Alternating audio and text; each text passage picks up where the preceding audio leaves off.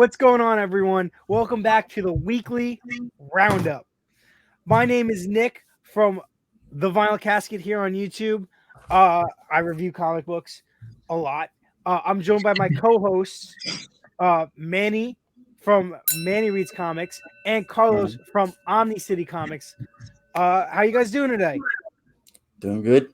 I'm excited. I'm Manny, like you said, Manny from Manny Reads Comics. I'm on Instagram, YouTube, been doing some things on TikTok, but I'm just having fun reviewing the comics and would love for you to go to check it out. Carlos. Hey everybody, this is Carlos from Omni City Comics.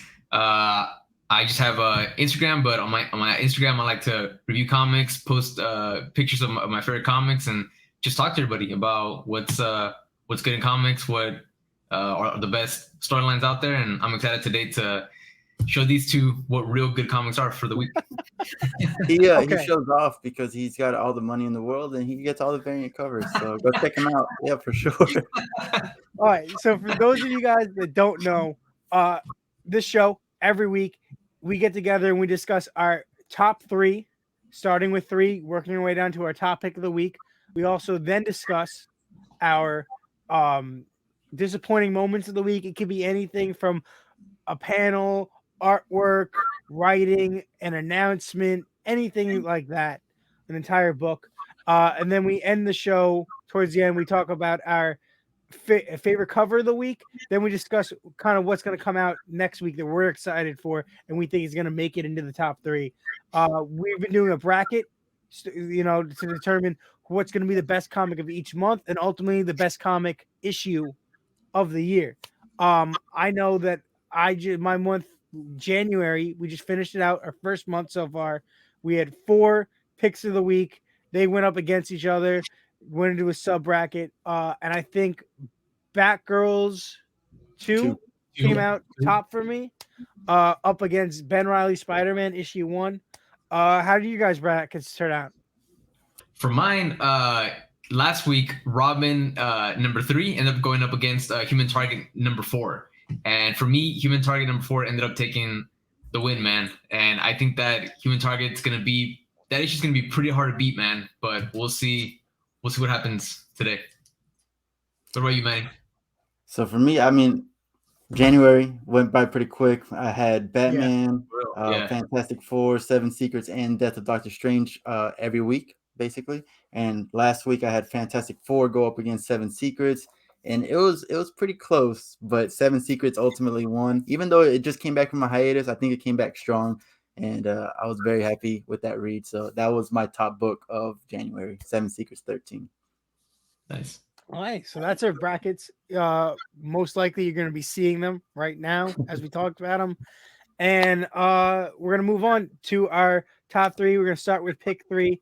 I'm going to start us off. So my number 3 pick of the week this week is issue number 9 of Marvel's Alien run. I feel like you haven't talked about Alien at all, man. I know, because I talk about it a lot, but this is the first issue of the year, I'm pretty sure. Probably. I was just saying. Right, it is. Issue 8 came out probably mid-December. So it's been over a month. You're right. Since this came out. This is my pick of my number 3 of the week. Artwork is solid. Storyline, the plot lines, every issue, it feels like a movie. It feels like an Aliens movie. It's really coherent. They're really building up. This issue was really, really cool because we get to see how Weyland-Yutani was doing their scheme the entire time, like they always are. How things that you think are real aren't as they seem. How the aliens got there, and you kind of see a glimpse of hope. There was a really cool face hugger scene that I can't wait to see happens because the character that got face hugged was already dying of a disease. So I'm very interested to see how this plays out because she was dying either way. That's why it's my number 3 of the week. So when someone gets face hugged, don't they automatically die? Like no, because I remember they get the thing implanted in them, then they get a chest burster. Right. So you're saying most likely they got face hugged, and if they die, they're not gonna get a little chest burster or whatever. If they die first, she's the main character of the series, so I don't think she's gonna die. Of the storyline because we're on the second story arc. 2 years, I think, after the end of the first one. I'm just it goes egg. The face hugger jumps out of the egg, implants you with the chest burster. Chest burster bursts out. It runs away, becomes a xenomorph. Let me tell you, I think the last time I watched the Alien movie, it was like 2002. Man, like Prometheus. Yo. You know what? Prometheus is the last movie I watched. You didn't watch Covenant? No, I don't think so. If I did, I forgot. So you're missing out. I'm These read just like the movies. They feel cinematic, the way that they're set up and the pacing. It's just a really solid. And you know what? It could have gone either way. When Marvel got bought out Fox, it could have been bad because Dark Horse were doing them for years. Mm-hmm. So it could have been terrible. But Marvel's been handling it really well. So from my, I mean, so far, I gotta be honest, 3 issues behind, but everything that I read so far has been solid, man. And I do like that it does feel cinematic, like you mentioned, which is important. I mean, they are based off of the movie, right? And a lot of times I feel like comics that are based off of movies or their movie adaptations, they don't read very well. But Alien has been solid so far, man. But what's cool about this series, and if you can confirm, is that unlike the Dark Horse comics, these Marvel comics, they are canon, right? Yeah. From what I remember reading, like this. Yeah. Okay. Cool. They've determined because Disney now owns the franchise and they own Marvel, so they're saying everything, just like everything that now comes out from Star Wars, all those comic books are canon. Yeah. Okay. Cool. So that's solid. They're doing the same thing with this, and eventually, I think they just had a legal dispute, and they finally cleared up everything with Predator. So Predator, that after 2 years of waiting, after all the announcements, Predator's probably coming soon. So that would be cool. I can't wait. I hope we get a crossover event, and an Alien vs Predator book would be sick. Nope. Nice, man. Carlos, what's your pick? Your number 3. For me, this week it's Newburn by Chip Zdarsky and Jacob Phillips from Image. It's been solid, man, and it's been getting better, honestly. Pretty much a quick rundown is that it's a former police detective that is now hired by the various different mob families in New York to solve cases for them that involve the deaths or any wrongdoing from one family to another. And the reason why they hired him is because it's like a neutral party, so that war won't break out from the families, right? And because Newburn is such a damn good detective and he keeps the peace between all of the families, the New York Police Department, the whole state basically lets him, do his job and conduct his business. But there's still a lot of people within the force that just don't like that, right? That he has that kind of free reign. And basically what's going on in the story right now is that there's been someone that has been gunning down a bunch of members from the different mob families. And things are starting to become intense from Newburn because the mob families always obviously want answers and they want to figure out who the hell is killing all of our people, right? So things are starting to get a little bit intense for Newburn, even though he has the protection because he knows so many secrets from all the different mob families, right? Okay. But right now he's working to figure out who's gunning them down. And the reason why it's so good is because this comic reads like a modern adaptation of mob / gangster / mafia movies, and it's been modernized to involve a lot of the different aspects of life today, social media, surveillance, tech, but it still has those noir elements. And I really like that, man. The dialogue is great. The characterization of Newburn is awesome. He's that silent type, kind of tough guy, but that you can't help but like, even though he's not really a good guy. And that's kind of thing about this book. There really isn't anybody that's like a good guy, right? Someone that you should be rooting for, but you still kind of root for Newburn, right? So yeah, there's a lot of moral gray areas, and the story's starting to just pick up even more. The artwork by Jacob Phillips is awesome, man. It's just clean. Again, he captures a lot of that seedy type of feeling of New York City. And it's just good art, man. It's good art, good storytelling, good pacing. It's a great book. And again, it's story's picking up, and I think that it's only going to get better. So that's why it's my number 3 pick for the week. Are you reading Newburn, Nick? No, I'm not actually. I didn't even know what it was. I actually, when I was looking through your pulls for next week, I saw Newburn and I was like, what the hell is that? I you know what? only It doesn't know even what matter. it is. Yo, it matters because it's good, because it's Chip Zdarsky, and it's a book that honestly, man, you should be reading. It's just another mistake in your long laundry list of mistakes you made. I just felt like it didn't matter because you hadn't talked about it. So you know what? This is on you. You know, like you hadn't even mentioned it. No, get out of here. You haven't mentioned it one bit. When it was announced, when it came out, after I read the first issue. I've never heard of Newburn to this day. To this day. Denial is not. It's not a defense. Carlos, can I be honest with you though? The only reason I know about it is because someone that I watch on YouTube has been reading it, and that's the only reason I even know what it is because he talks about it every week. Carlos was trying to be like I was there first. No, you weren't. You didn't even know about it. Yo, you know what? I even sent you guys. I even tagged you guys. You say that about every book that comes out from Image. On the first issue, my review I'm gonna need to see a screenshot of that. I'm gonna need, you know what? My review of the first issue is up on my Instagram channel. Receipts. It's timestamped. I blocked. From what I heard, you were the one that suggested everybody read Good Luck and not Manny. Oh, absolutely. It was Carlos. Lies. Keep about that. Lies. So much lying in this channel.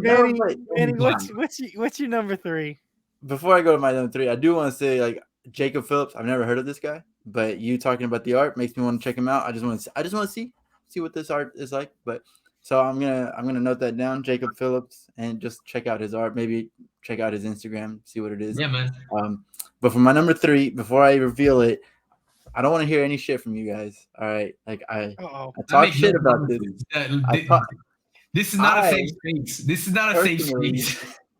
I personally talk shit about this book, and I don't take back anything I said. But I will give it credit where credit is due. So my number 3 pick is Daredevil, Woman Without Fear, number 2. You know, it was a good issue, and like what I really liked about this was the fact that she's not gonna play on like, oh, I'm so guilty, or you know, all these things. Like we got revealed that she told Matt everything that she did. You know, she revealed all her secrets to Matt, so it's no longer a story of, oh, woe is me, and I hope he doesn't find out and things like that. But instead, it's, I'm a badass. I'm gonna kick your ass to Craven, which was a great fight, short fight, but a great fight. And I truly like the ending. I don't know why. Just like Elektra herself, I don't know why I didn't see the fact that he was gonna be a Thunderbolt. You know, so like when he revealed, that was my favorite part. He was like, I'm not too worried about this fight, and he puts on the badge. I was like, oh shit. Things are about to happen. Like, it was so cool to see that. The art by what's his name, Rafael de la Torre, dude, phenomenal. Like the first few pages, you know, with her and Matt, I was like, yep, this is awesome. I like this. And my last thing about this book is the fact that Craven is just a really good villain. Like, he's not the like villain as in like he's got this whole grand plan, but it's just like, I'm here to stop you, and that's my only focus. Like, there's no huge grand plan that has to be a thing. It's just, I want to fight you, and I'm gonna do it to the best of my ability, and that's what he's doing here. So I had to choose this for my number 3. Nice. It's been good. You can go, Carlos. I have a little to say about a lot. I was just gonna say that I agree with everything that you said, man. And but I specifically want to talk about how great of a villain Craven is, man. Mm-hmm. Because the dude really is there to just fight. Dude, he just wants to fight, man. There is no like, you know, crazy world taking over plot. Like, there isn't anything, you know, nothing. Let Kingpin have his city. Let Kingpin have whatever. I just got badged. Yeah. I want to fight people. Exactly. And also Craven the Hunter, and he's there to hunt. Yeah. Like, I love it. Man. And what I really like too is that I don't know if you guys remember, but this isn't at least I'm pretty sure it shouldn't be if we're following canon, but this isn't the original Kraven. This is the clone of Kraven, right? This is his quote unquote son or whatever. But I love the fact that dude, he feels like the original Kraven. So the fact that his son / clone is taking over his mantle, and he seems just as scary as hell as him. I like that, man. It isn't like his son has taken on again these like a new mission or doesn't have any scheme going on. Actually, this might be the original Kraven because of he be dead. Sinister War, when what's his name brought back all those people. No, I still think even thinking back on that, I still think he brought back Morbius. But he didn't. But they made like a point of showing that he brought back Morbius. But I don't think they made a point of him like saying that this Kraven was involved in Sinister War, wasn't he? He was in.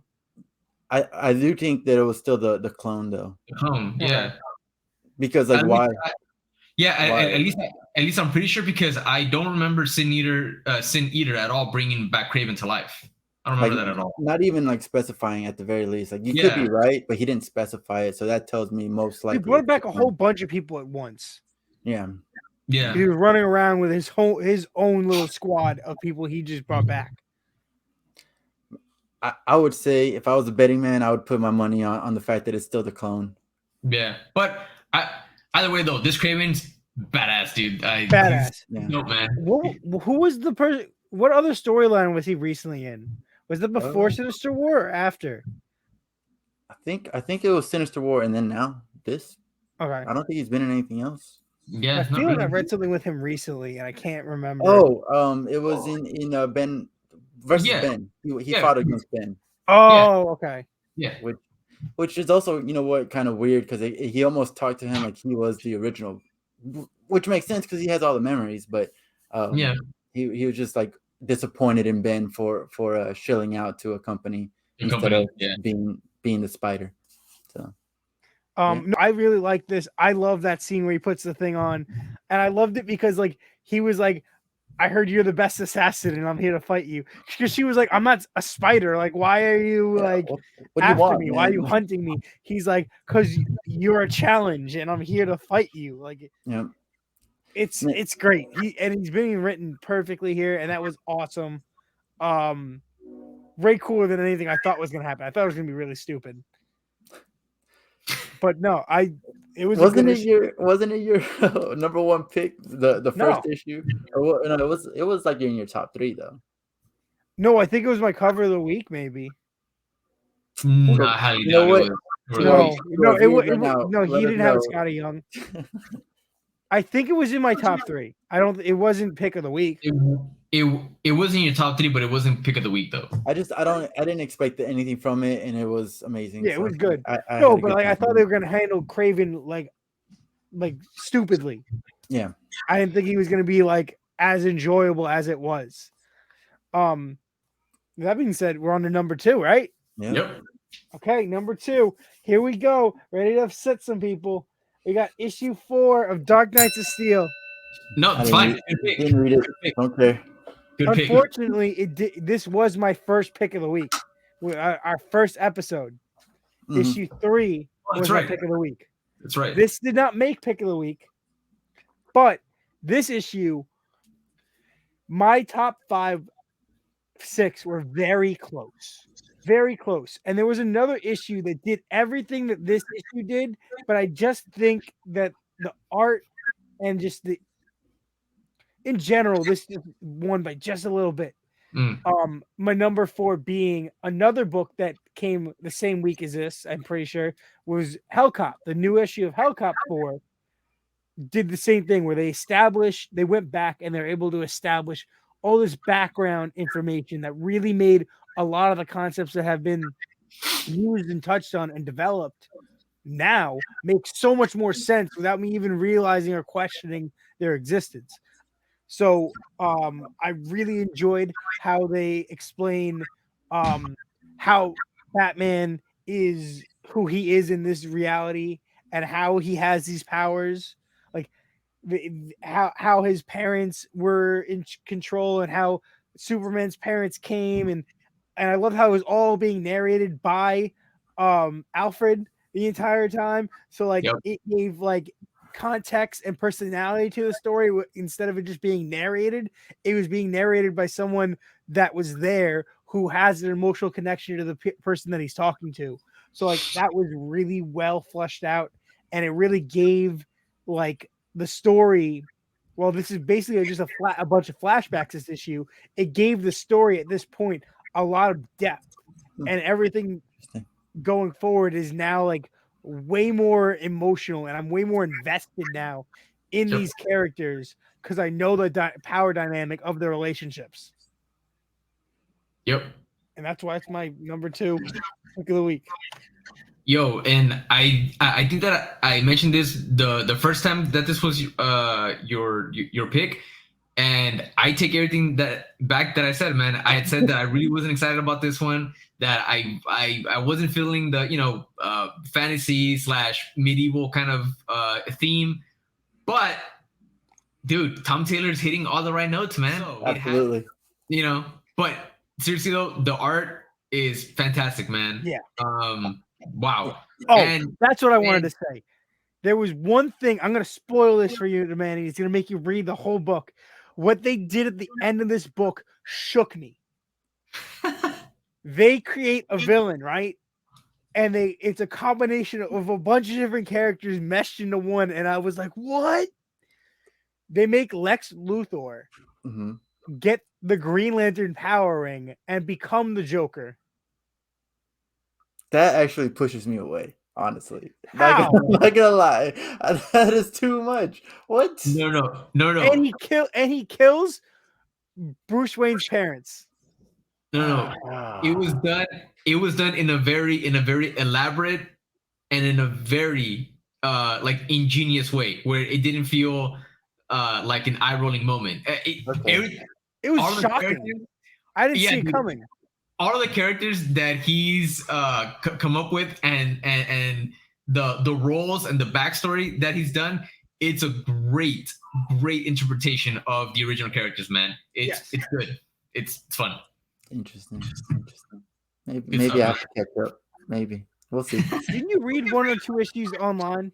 I read the first issue, and then I was like, again, very stubborn. I'm like, I don't care, because I did like it, but I'm not gonna read it. And now I am gonna pick up issue 5 just for cover, literally just for the cover. So, well, didn't you read issue 2 and then you complained about his Superman sister, being with Wonder Woman? I did read issue 2, but I didn't give a shit about Wonder Woman being in there or whatever. You were like, what is this? No, that doesn't sound like me at all. My number 2 pick is another Batman appearance, man. Batman 120. And interesting. Yo, dude. That's what I said. I actually agree with Nick right now. Yeah. No, man, like I honestly enjoyed it. Yeah, dude, I honestly enjoyed it, and it's because it wasn't as good as 118 or 119. You know what's there though? It's that consistency on Batman just going up against Abyss and trying to figure shit out and being a detective. And I didn't like that twist. Yo, I liked it because you know what? For the most part, at least me, for the most part, about a third, halfway through the book, when it's gonna be a twist like that, you see it coming, and for the most part, I'm like, all right, this is gonna happen. These characters are fishy. This whole situation is gonna turn into this. I was honestly surprised by Batman Inc. Betraying Bruce and taking sides with Abyss, and that just to me makes Abyss that more of a sinister character. Is that we literally have no idea anything about him, and neither does Bruce at this point. And I really like that mystery. It's a challenge that he's taken on, and it's just him by himself. And the artwork here, man, dude, the combination of Mikhail Janin and Jorge Molina has been astounding, man. It's fucking beautiful, dude.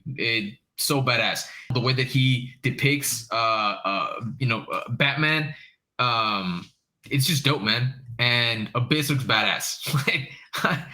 I'm really liking Abyss. But it's just consistent, man. There's nothing here that I cringed at. There's nothing here that had me going, this doesn't, really make sense. There was nothing in particular that I could have faulted. And it's just a solid Batman story. And I appreciate that so much, man. And yeah, it's continuing to give me that, Batman hype. And I like that. That's why I made my number 2 pick. It's definitely a solid story. I'll say that. Yeah. And the way I took it though was that Abyss is another Batman, part of Batman Inc. Like he was part of the crew whenever Lex took over and started paying them whatever. But Abyss was the leader of that Batman ring. That's the way I took it. I don't know if you guys see it that way or not. I kind of thought that, but I feel like it was just it wasn't a bad issue. It wasn't amazing. It was solid. It was consistent, but I feel like the last 2 issues just drew me in and gave me a little bit more. This issue, I felt like something was just a little bit missing. That's fair. A little spark. It was a solid issue. I'm enjoying. Even on my review on Instagram, I said like they're just chugging along, telling the story. It's going somewhere. I'm excited and also scared to see how this is gonna lead into Shadow War. Is that what it is? Yeah. I don't know how they're gonna position. I don't think it's gonna this current story arc into that. I don't think it's gonna be connected at all. I think it's just gonna be that story's gonna end, and then Shadow War maybe like alluded to at the end of the last issue, and that's it. Yeah, I doubt they're gonna do something with Batman Incorporated and then not involve them in an event. I don't think they will because nobody cares about Batman. It was Grant Morrison made it a big thing. Yeah, for sure. It's in the past. Leave it in the past, man. Well, no, but back to this issue though. I want to say that I thought the ending was going to be more of the Batman Inc. siding with Lex. I thought that's how it was going to end. Like Batman Inc. saying, "No, Batman, you left us. You forgot about us. You don't care about us." That's what I was thinking. Continue. Yeah, and so that twist was pretty good. That's exactly what I was thinking. And that final shot of Abyss with all of the Batman Inc. Dudes in the back, like where'd he come from? He just showed up. He's just like, I'm here. It's boss, man. Like it's dope, That was good. Yeah. I did like it. It made my top 5 for sure. Like, but it's just some things beat it out. Speaking of, if nobody else has anything to do, I can go ahead and go with my number 2. Go for it, man. What do you got? Basilisk number 7. I don't know if you guys are reading it. Are you guys? I'm gonna get into it with trade paperbacks eventually. Okay. Well, I'm gonna spoil you because go for it. I've heard it's a really good series. I've been listening. I watch your reviews on it. Like, you're the reason I want to read it. So Basilisk was this close to being my number 3 pick. It's actually my number 4 pick. That's funny because Batman's my number 4 pick. This close to being number 3, but sorry, man. Go ahead. Tell us. No. So basically, the story goes where in this one, Jimmy Boy is continuing his chase after Reagan and the main character. I forgot her name. And he catches up with them. He starts to torture them a little bit. He uses his power of I assume it's greed, and he makes them like want or not greed, gluttony. And makes them. Yeah, makes them want to she started eating herself. Like it was crazy. And but one thing led to another. That girl was able to defeat him, kills him, and then this is where Vanessa, one of the bad guys, and Reagan really come to the conclusion of if you kill one of these chimeras, the other chimeras get their power. Right? And I want to know who these people were before, because like Vanessa is cutthroat. As soon as she finally 100% was like, yes, if you die, I get your power, she immediately went to go kill the other one. That was part of her team. And it's just like, how can you be so cutthroat? You guys were a family. You guys see each other as a family, but she didn't care. She just wants to get revenge on Reagan, who got Manny's powers. And that was a very risky move on her part, because if she could have, there's no way to determine who gets the power. So she could have killed that person and Reagan could have got that power. So that was very risky. And I like that it did show that she got the power anyways. But the story just kind of moved the story forward, the plot forward. And there's also this guy like that.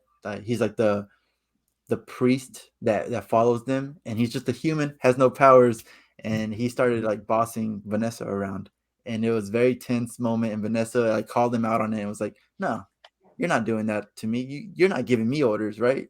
Absolutely not. That's not happening." And I just thought that was really great. This one was probably the best issue out of all 7 so far. So yeah, I had to put it as my number 2. Yo, like seriously, what I love too is the different mixture of like art styles, right? That we get. I think in like every issue, the beginning, it's like a very, I don't know, very dreamlike, surreal horror kind of like art style, right? Yeah, and then once it gets into the story, it changes up a little bit more, but it creates a really dope ass dynamic, man, and I just really like that. I think you're talking about like the flashbacks, like whenever she's having that flashback. Yeah. Right. Yeah. This is Boom, right? Yeah, Boom Studios. Yeah. Dude, Boom. Just quick shout out to Boom Studios. I definitely underappreciated them in the last couple of years, but they are putting out heat. Yep. But yo, Basilisk so far though has been my favorite recent Cullen Bunn comic book that he's put out, man. Yeah, it's like it's just so good, man. It's got the horror elements. It has a perfect balance of horror elements with action elements with suspense. And to me, that's a hard balance to get, because I feel like a lot of times in a horror comic they really go for the horror elements where it's just gore, right? It's just gore for the sake of shock value, right? But in this series, I feel like it has a good balance of horror with action. Yeah, so it's solid, man. And like I said, it was my number 3 pick for a while until I read Newburn, and Newburn just beat it out slightly. But it's solid, man. It's one of my favorite books. It's one of the ones that I look forward to every week. And yeah, it's a good pick, man. Good pick.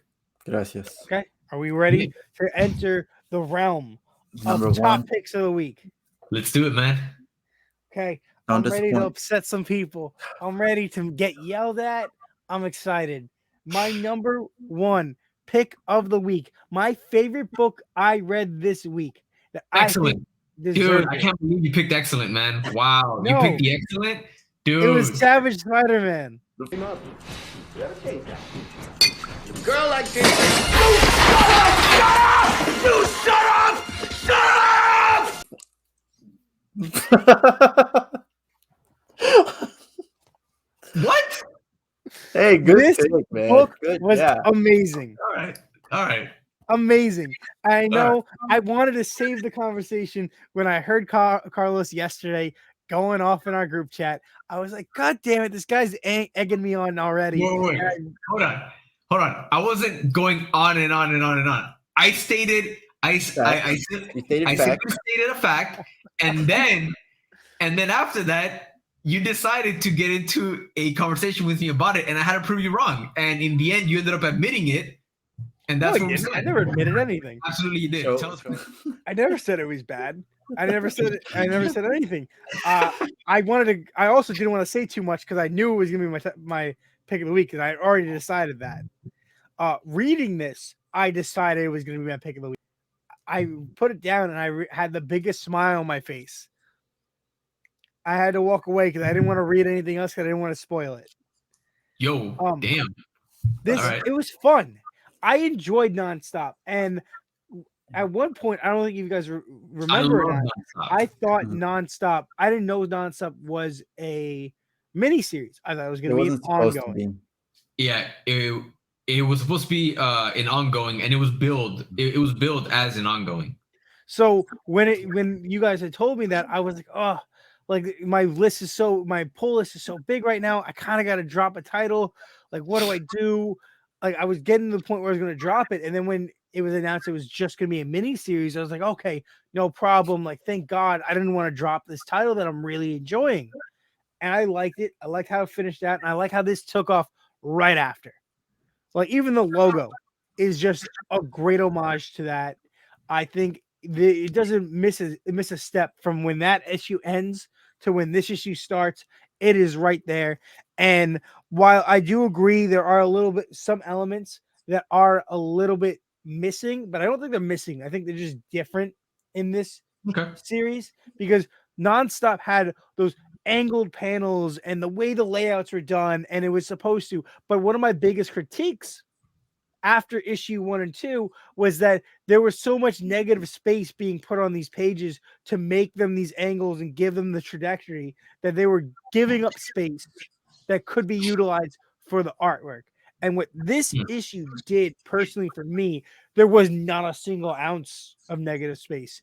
Everything was full of color. The panels, even if they were slanted, there was something else coming out in that direction and this direction. It did everything that I wanted artistically and visually out of that negative space issue in this issue, and I thought it was great. The next issue could be awful, but this issue was fun. It had minimalist dialogue. It was very minimal, but what they did do conveyed what was going on. The artwork really told the story. The movement was really exaggerated and told through it. And I liked how I've always been a fan of Man Spider and Other, and this gave me Todd McFarlane vibes. And I really liked how like they're playing it into like there's someone else's memories that he's like overlapping, and how like this cult kind of group that they're messing with, that they're going against, like you kind of see like what their plan is. They've been talking about like super intelligence and all that stuff.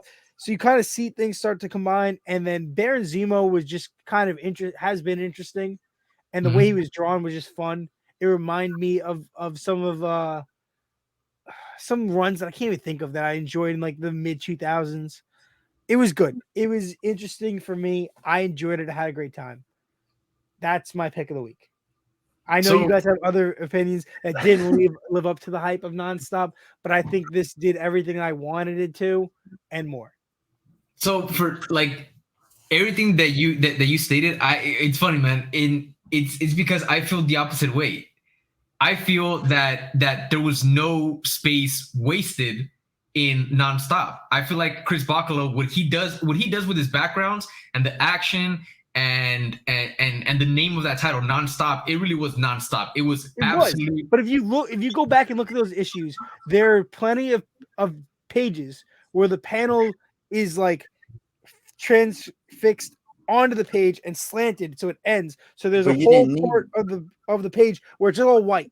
You didn't need that. It's all white here, and it's all white there.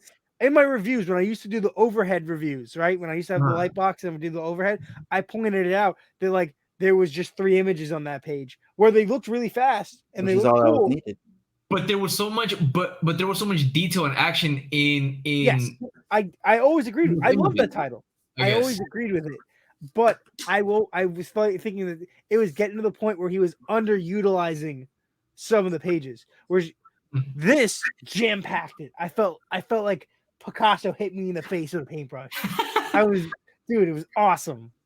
And look, see, the thing is that it's not that I didn't hate the series at all. It's the issue. It's the fact that again, it just felt like a very jarring transition from NonStop to this. And I like the Other. I've always enjoyed and loved stories with the Other.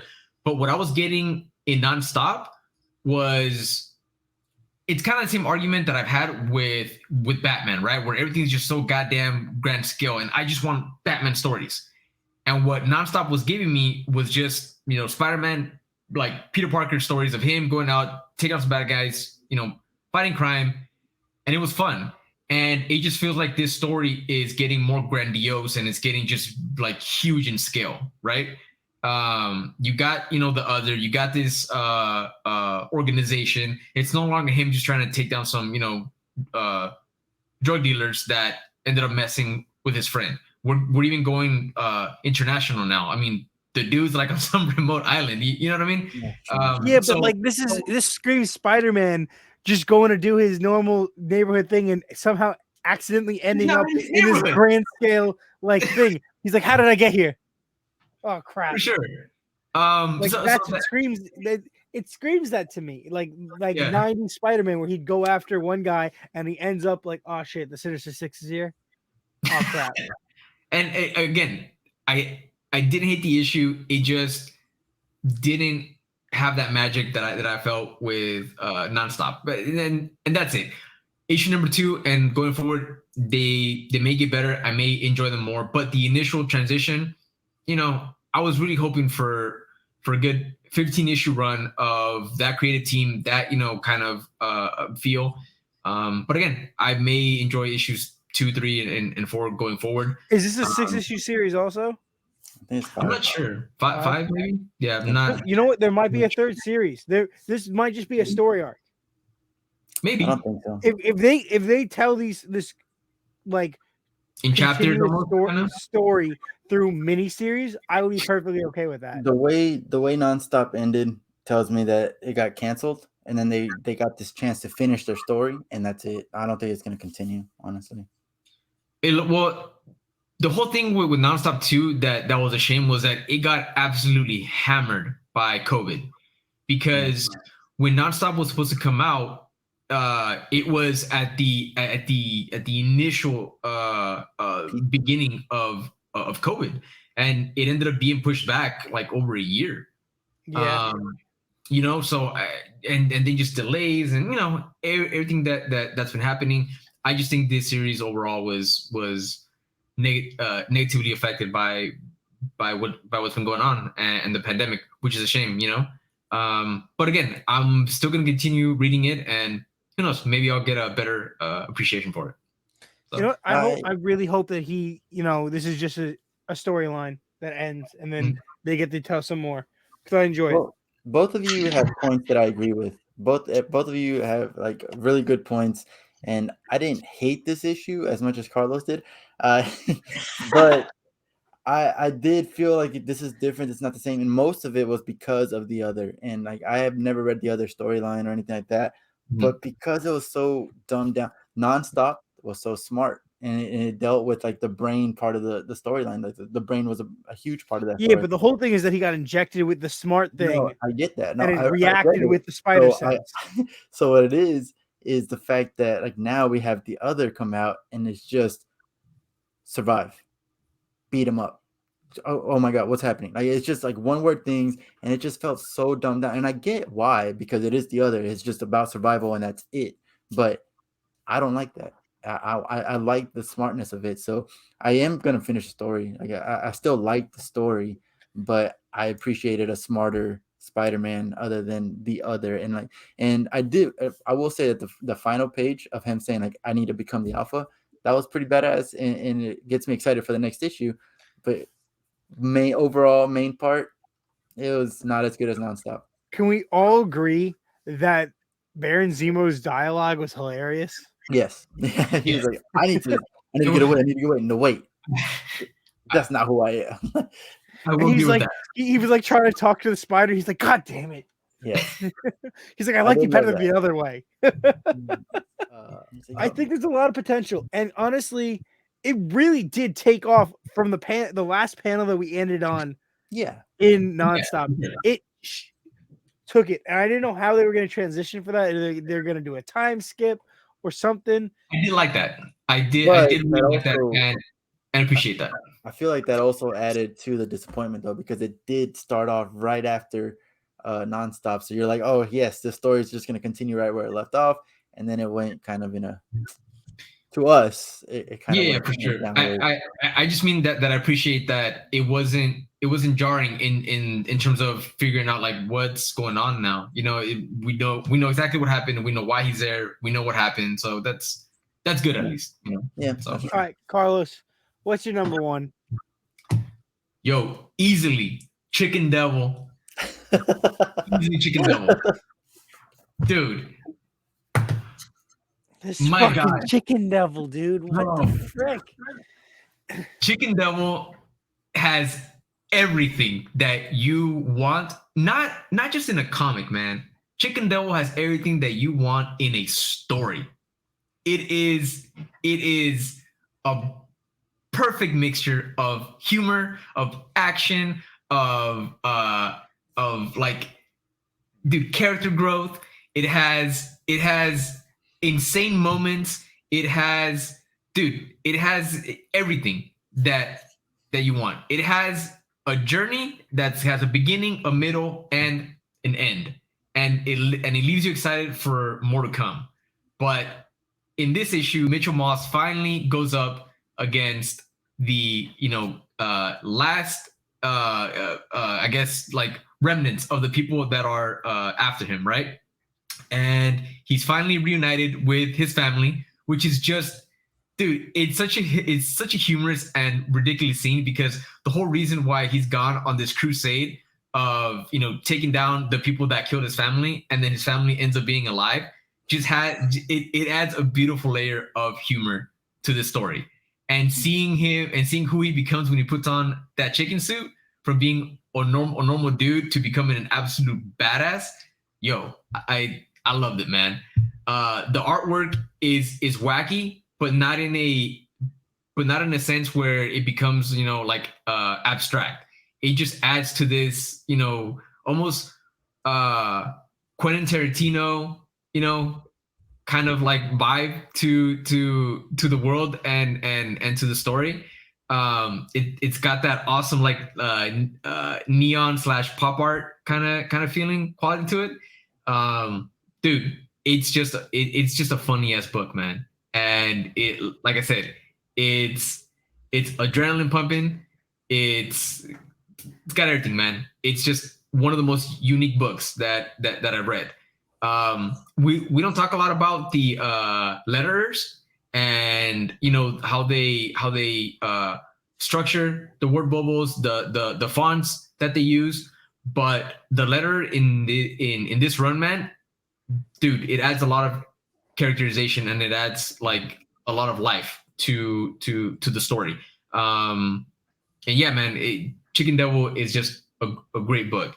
If whoever's watching, if you haven't read it, I promise you, pick up the first issue and you're gonna laugh your ass off. Read Deadpool. No, dude. Like, all I hear you talking about is it sounds like an independent version of old Deadpool. It's not, dude. It's not, because Deadpool is definitely a parody, and it's a like a I mean, again, breaking the third wall, or but like whatever. What you're saying reminds me of like the story arcs where he goes up against like T-Ray. Nah, dude. Like honestly, it's more grounded, but it's still it's just ridiculous in the premise. But the things that happen and like the dialogue, it's not ridiculous, if that makes sense. It's like Breaking Bad, but with a little bit of more humor, if that makes sense, and more action. But it's just a good book, man. I love it. One of my favorite series that I've read in the last year. That's a really good way to put it. It's Breaking Bad, but humorous. I will say that just before we got on this show, I did text or message Carlos, and I said maybe I should have jumped on the Chicken Devil train. It was really good. I've been reading it online, and this issue, but it is a fake, man. Like it got you, because it said, "Hey, this is 4 issues of a great book," and then at the end of this book, it's like, "Hey, we're coming back with more." And it leaves a huge cliffhanger, and I don't like that. I didn't appreciate that. But at least though, the cliffhanger, it's not an unresolved like plot line, or like cliffhanger to what happened in the story. If they didn't continue the book right now, it would still be a kind of a complete story, basically. Exactly. Yeah. But it was good. I can see why it's your number one, especially this issue. It was a culmination of a bunch of things. So I got nothing to say because I'm not reading it. So I was forced, gun to head. Dude, what did you call me? Who's publishing this? That I'm a pusher, you said? You're a pusher, man. You push people. That's what you do. Carlos, who's publishing this title? It's Sorry, what? Who's publishing the title? Aftershock, right? Yeah. Aftershock. Okay. Yeah. Shout And out Aftershock, that's Aftershock. another one. Aftershock is another one that's like the titles have been getting better and better. So Yeah, some good stuff, What's man. good? I want the indie titles to get better and better because what's the other one? Source Point Press. Source Point Press has Good Boy right now. I don't really see anything else. Scout Comics is another one that's in my view. It's not really huge right now, but I do like them. Yuno's been putting out some good stuff, man. And I actually just read the first issue of one of their books, and I gotta catch up. Vault Comics, dude. Vault Comics has been like I literally just read the first issue of Blue Flame. Mm-hmm. Excuse me, is one of their comics. I read the first issue last night, and I'm gonna go back to my comic shop and pick up the rest because I think it's either Vault or Source Point or Aftershock that's putting out something Fox and Hair that I really want to pick up. I haven't heard of that one. It's coming out soon. Yeah. The cover just looks straight up anime, like straight up manga. So I'm interested in that. Kind of like Bunny, Tiger and Bunny. Forgetting about the indie comics. Forget them. They're just indie small times, whatever. Here comes Ben's pick of the week. My number one, Marvel. So if you guys have been watching these shows and stuff like that, you know that I put my books in reading order of like what I'm most excited about and what's my least favorite or most least excited. It was Savage Spider-Man also. This is the last book I read. No, Savage Spider-Man was like my fourth book, man, out of 11. So like I was excited about Savage Spider-Man, but this was my last book, and I did this the last month as well. And Fantastic Four, Reckoning War, Alpha #1 is my number one pick of Fantastic Four again. Yeah, man. Like I keep heard there was a big plot twist in this issue. It's not really a plot twist. It's just that if it's not undone, has like a big ramification. Yeah, exactly. So that actually goes into. Sorry, real quick. What's crazy is that I remember a while ago that me and you actually like had a conversation about this, but Fantastic Four was on your chopping block, man. Look, man. Every week, every time that Fantastic this man has no idea what he wants. Every time Fantastic Four comes out, I say, and I'm putting them in order. I'm like, Fantastic Four, whatever. I'm gonna put it in the last, or it's just like close to the last. It's always on the last half of my reading order, and every single time it's just so good. There was a couple weeks there where it wasn't great, but Dan Slott, right? It's gone back up. Yeah, Dan Slott's doing a great job. So the reason I chose this, I'm reading it 1 page, 2 page, the moon blows up. 1 page, 2 page, the moon gets destroyed. Hold on, like the Earth, Earth, moon, third planet from the sun. Are you sure you weren't reading Dragon Ball? So Uatu, the Watcher, he makes a return. This is the Reckoning War. So this isn't Fantastic Four. It's Fantastic Four: The Reckoning War, which is an event. It's a little one shot, but the main event is going to be taking place mostly in Fantastic Four, and I haven't really researched, but I don't think there are any tie-ins to this. So it's just a huge. One of the reasons I liked it is because it's a huge event, and like you were saying, Nick, there are ramifications if this doesn't get resolved. But it's a huge event, and it's just all put into one book. Wait, now I really like. Real quick, does the blowing up because I haven't caught up to Fantastic Four, is this like a flash forward, or this happens like current right now? It's happening at the moment. But this doesn't make sense in canon because they're in prison. Well, which brings me to my next point of why I love it so much. This is the first time that I can think of where I actually see all of the heroes on Earth working together. As soon as the moon blew up, there are meteors coming to Earth. It's destroying because this man didn't read early 2000s comics. That's why he hasn't seen this before. Exactly. I started at 2011. So that's why I said it like that. But anyways, the moon, all these moon rocks are coming down. You get X-Men come in. Oh, well, you get a huge splash of Mr. Fantastic saying X-Men, Avengers, and Fantastic Four, I think. Whatever. He's the one that's saying assemble. Like he assembles all these people. And so we get all of the teams that you can think of. They're talking to Wakanda. He's talking to Wakanda. He's talking to Sword in space to find out what happened. So like you get all these heroes in this one book, working together to try to save the world. And then the Fantastic Four, they leave Earth to see what happened. And like again, it's a huge story with the Watcher, Nick Fury, the white guy. Nick Fury's in this. Yeah, that's another thing. That's another thing. Sorry, I don't mean to cut Nick Fury. Yes, but wait, like Nick Fury as the Watcher. So Nick Fury as the Unseen. Yeah, exactly. The Unseen. Nick Fury as the Unseen. Okay, cool. He's in this. Basically, they just found out that the Reckoning, which is a group of aliens from like the Watchers time period when they first became the Watchers, are coming, and they are trying to destroy the world because they're mad at the Watchers. That's very simplistic summary of what's going on. I got a lot of issues with everything that's going on here. Exactly. And my issue is with Marvel because they're really screwing us because they're doing way too many events that impact the Marvel universe, all jam-packed in like a month span. Like you just ended Doctor Strange, Death of Doctor Strange, which had all these different things attacking the whole world in the universe.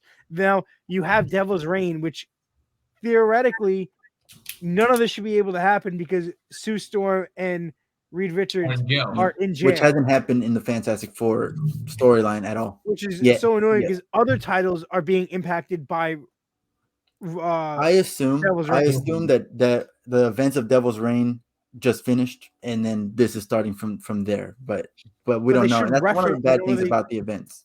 Yeah. You know, just like you're saying. That was so growing up, I loved it because everything was always referenced and made sense, and they were very, very close knit with like making sure the continuity didn't have any errors. And now it's just like, screw it. Let's just do 6 events that overlap and make no sense together. We allow it to happen. That's the problem. My favorite scene, though, to finish this off, my very favorite scene, though, was while this is happening, we get. Do you guys know who Justice Peace and Justice Love are? Dude. They're from the TVA. I don't know who they are either. I don't know them from whatever, but they know She-Hulk. Apparently, they appeared in She-Hulk Volume 2. And so She-Hulk sees them because they had interacted before, but nobody else can see them because they're TVA agents. And so they're just there. They're kind of like, oh man, things are happening right now. This is not supposed to be happening at the moment. She-Hulk is like, hey, I can see you. Help us. And they're like, yeah, we're gonna actually just move the TVA out of this time stream. We'll come back later. Hopefully you're still here. And they leave. And She-Hulk at that point, the way the art is, and you'll see it right here. The way the art is She-Hulk just saying thanks, like you're very helpful, but her hand in the way it's positioned like this, and then in the background there's like a gun. It almost looks like she's giving the finger to them, and it's amazing. I love it. That was like my favorite panel from the whole issue. But a lot of things happen in this issue. It's a pretty thick issue, a huge event, but it's not being advertised at all. Not like Devil's Reign, not like Death of Doctor Strange was. Well, it was advertised inside the comics, I feel like. I've been seeing the page ad for it for a while now. It's exciting. I can't wait to read the rest of it. All right. Which is in Fantastic Four. Are we ready? We get into our second phase of this show. We're going to do our disappointment moments of the week. I'll start us off real quick, hammer this out. This book, while reading it, was easily in my top 3 until this moment. The specific, normally I screw up and I do a whole issue or whatever. It was a specific moment. This is an amazing book with an amazing cover, but it's all spoiled for me because of one specific panel. Which, well, not really panel, but like an event that happens in this. This is issue 12 of Suicide Squad, a series that I've been loving.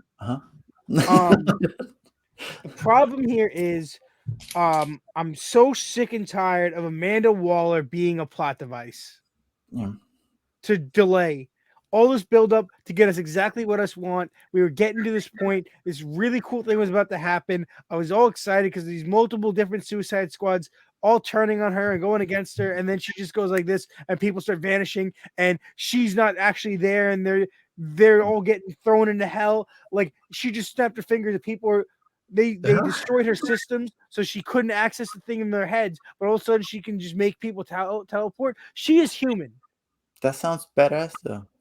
It pissed me off because all the buildup, this whole series has been like, Rick Flag secretly escaped jail, and Talon was acting like he has amnesia, but he doesn't, and he's been like helping Rick Flag set things up from the background, and they've all been like, everyone's been against Amanda Waller, trying to set her up as she's trying to take over Earth 3 for some reason, and eventually now that Rick Flag, Bloodsport, and Peacemaker are all on this one own Suicide Squad with Zod trying to freaking take out Amanda Waller, while the other Suicide Squad just kills Major Force because he would not be with Amanda Waller or follow the rules.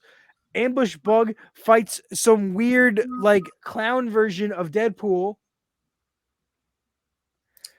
Dude, there was so much cool stuff happening, and that pissed me off because you put in all this effort, 12 issues of heading to this direction, just to say, she can do whatever she wants. Damn. Like, I really thought there was gonna be consequences for her, and we're gonna see a good, like, a Suicide Squad like take on its own direction. I was very excited for that. You don't know what's gonna happen. No, in the next we don't issue. get it. You might get it in the next issue. Who knows? No, because she just stole freaking. She like, I think she killed Match. Good. We didn't like him. All right, move on, Carlos.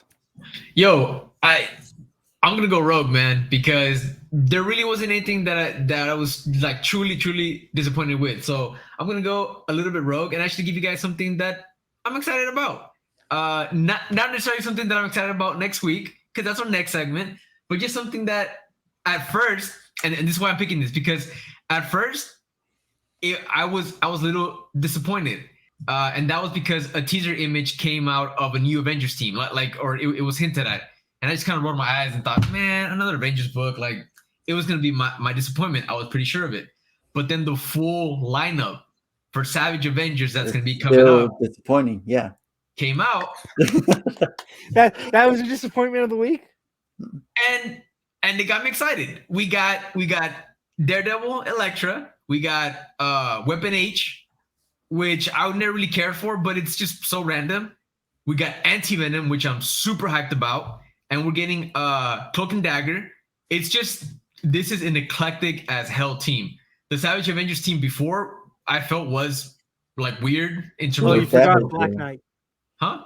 Oh, and that's right. And Black Knight. And the Savage Avengers team before this one was, it was eclectic. It was weird, right? But I feel like this one is just even more weird. And I'm actually pretty excited about it. It's got a lot of cool characters. It's looking pretty cool. So that's my, disappointment of the week that turned into something that I'm actually looking forward to. So yeah, that's it for me. You also forgot Conan, which is like the main. He's the leader of the Savage Avengers. I guess you could say that, but whatever. I don't know, man. I am gonna buy it, but I'm not looking forward to it. But other than that, I had no disappointments. Just like you, I had zero. Yeah.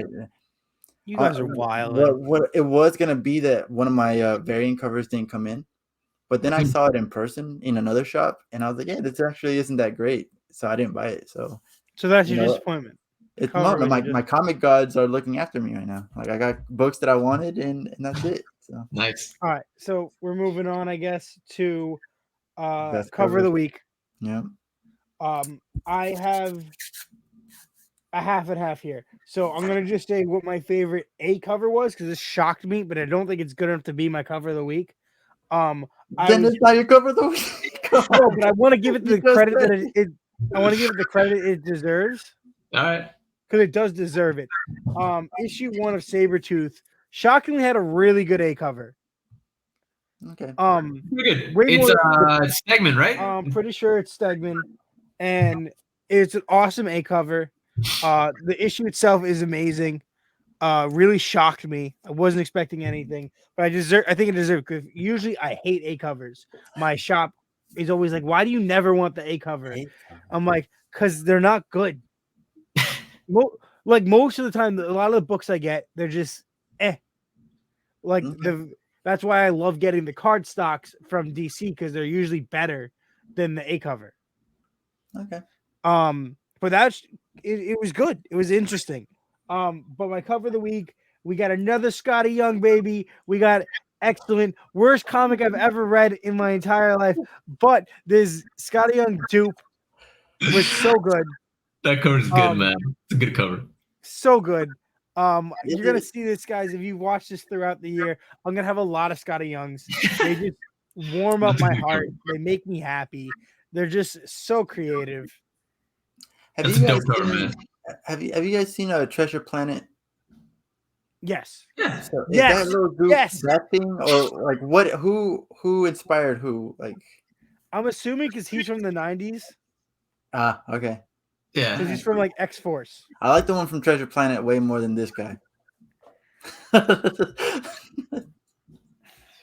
Yo, what I love about Dupe is that to this day we don't know like what he is. Yeah, where he actually comes from. We still do not know. So what's his name? Dupe? D-O-O-P? D-O-O-P. Dupe. Okay, because he reminds me of like Mojo, but I guess he's not from that planet. He's like a little green blob. No. He's like he hangs out with like Deadpool a lot. He was involved with the original Ecstatics. He was involved with X-Force, X-Men. He was around a lot. Ecstatics, he was really a crucial member because he like filmed what was going on. That's kind of cute. I guess he could be like a bacteria that's mutated. Yeah. X-Men. The whole point is that no one knows what he is, and he just is there, and he's like a fan favorite character. Nice. Dupe is awesome, man. Yeah. But Scotty Young did him justice because this is just adorable and disgusting at the same time. Yeah. Yeah. Love Scotty Young. Man is a legend. All right, Carlos. For me, man, cover of the week is Batman 120, the 1 in 50 variant by Jock. Because Jock and it's badass, dope ass cover. But I do have to give a shout out to this cover because it very, very nearly made my cover of the week. And that's Red Sonja Valentine's Day special by, I hope I'm pronouncing her name right, Sozomaika. I think that she is an up and coming artist, man. Her art is fantastic. It is just beautiful. My first experience with her art was actually for her Catwoman cover. Catwoman 39, the 125, which you can see it in our last episode. Yeah, episode 4. Yeah, which I love that cover, man. It's just a beautiful cover. And then I see her art again with Red Sonja, and it blew me away, man. I don't read Red Sonja. My knowledge of her is extremely limited, and I rarely do cover buys. But this was an absolute cover buy because it's just phenomenal. So yeah, I just had to give a shout out to this cover. And shame on both of you. Both of y'all going rogue, going with honorable mentions. Oh, I don't have a disappointment, but I have a excited thing. Come on, man. You didn't have a disappointment. Get out of here. But I didn't have one. That's the thing. There's no disappointment. But I didn't say, oh, but I'm excited for. Come on. I'm mad at you guys. But I do like your point about Red Sonja. And that was actually something I was going to bring up for Nick because he said there are no good A covers. And this Red Sonja cover is a beautiful A cover. It's true. So, indies are different. You're wrong. And indies are very different because indies are usually very good no matter what cover they are. But I'm putting the spotlight on Marvel and DC and saying that they let idiots do their covers for their A covers on some of their most important titles. Okay. Because they want you to spend the money to get a variant.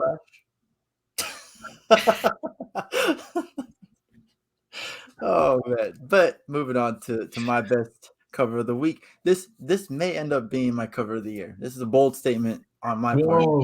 I've been loving this cover. How long have we known about this cover? It's been maybe 6 months. Manny, this is bold though. We're in January, man. No, this is February. February. That's right. This is the Batman 120, the hip variant. I love this cover, and in person, it's just so much better. Their other Gotta variant love made it. my pick of the week. I think the first week, right? I think so. Yeah, no. My cover of the week, the first week of January, I believe. But this one's better. Amazing. This one, like him holding the cup, the back glasses, the Catwoman jacket, like Band-Aid, right? Was that? The No, yeah, Band-Aid? he got Band-Aid. Yeah, he got the Band-Aid. Yeah, everything about this cover and the colors. I don't know who the colorist is. I need to look him up. I'll probably put the name down here. But amazing. And so I'm gonna say it out there. It might be my top cover of the year. Yo, that is bold, man. But for this week for sure, this is my cover. All right. Yeah, let's end it up with what we're looking for. Look forward to. So I guess I'll start us off next week looking at what I got. I'm really, really excited for a couple things. I'm gonna get it real quick. I'm really excited for the SpiderMan 88 Point Bay because I'm a huge Slingers fan. I'm also really excited for Secret X-Men and Good Boy, which got pushed back to this week. Because I'm pretty sure me and Carlos both said it like 2 weeks ago. Yeah. We were really excited for Good Boy, and it got pushed back. Yep. To next week. Yep. And then Harley Quinn animated series is always a top contender for me. So. Yep. For me, I agree, man. Good Boy number 3 has to be at the top of the list. I fucking love this series, man. So. I was very disappointed when it got pushed back. Dude, me too. I was like crushed, man, because that was gonna be my first read that day. So, but hey, it's okay. But yeah, Good Boy, and I do have to mention Moon Knight because Moon Knight has been so damn solid, and Moon Knight's gonna be the second book that I read because I'm so excited about it. And another book that I'm really excited for is Tales Told in Technicolor season 2. Ooh, the first season was so good.